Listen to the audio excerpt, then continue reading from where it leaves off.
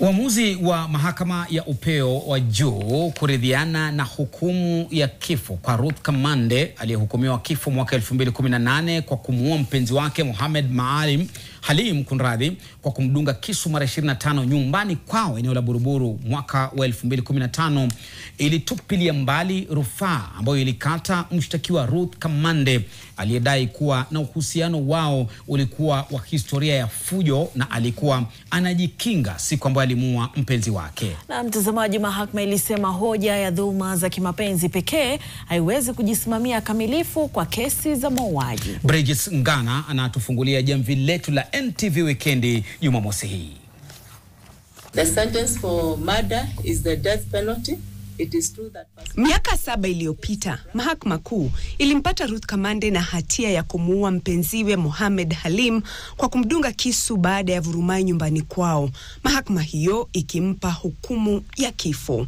Hii ikaanza hatua ya Ruth kupigania uhuru wake kwenye mahakama za rufaa na hata ya upeo, ambayo Ijumaa ilizima ndoto yake kwa kusema madai ya kuwa alikuwa mwathiriwa wa dhulma za kimapenzi hazingetosha na uamuzi za mahakama za chini zilifaa.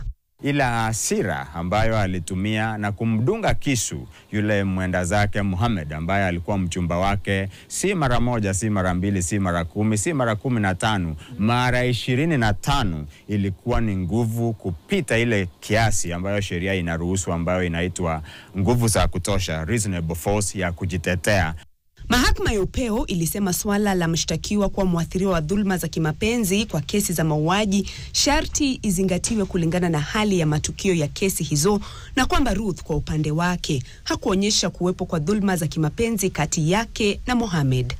Mahakama ya upeo ya juu haingependa kuset precedent ambayo ingetumika na watu wengine kuua wajumba wao kwa sababu wamewadhulumu kimapenzi, kwa sababu kama umedhulumiwa uko na barabara mingi. Barabara moja ni kwamba mnaweza kutalakiana, barabara ya pili unaweza kushtaki kwa polisi, barabara ya tatu ni kutumia nguvu ambayo inatosha kuokoa maisha yako na kutoroka.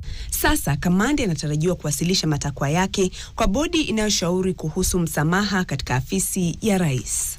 Baada ya Ruth Kamande kutumikia kifungu katika jela zetu, inaweza kuangalia kesi yake upya tena na inaweza kupeana mapendekezo kwa rais wa taifa hili letu la Kenya, Rais William Ruto, ama yule rais ambaye atakuwa, na kupendekeza kupunguzwa kwa kifungo chake kutoka kwa kifungo cha kunyongwa na pengine iwe ni kifungo cha kutumikia jela maisha ama miaka 25.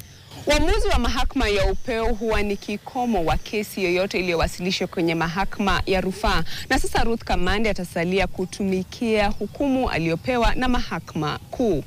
Bridget Ngana, NTV, Nakuru.